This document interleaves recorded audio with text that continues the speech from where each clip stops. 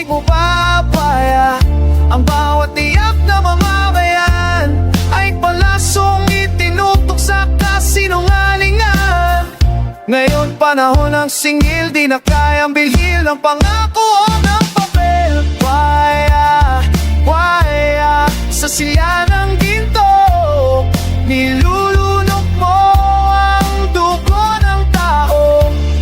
Wala nang takot, ang bayan ay gising. Ang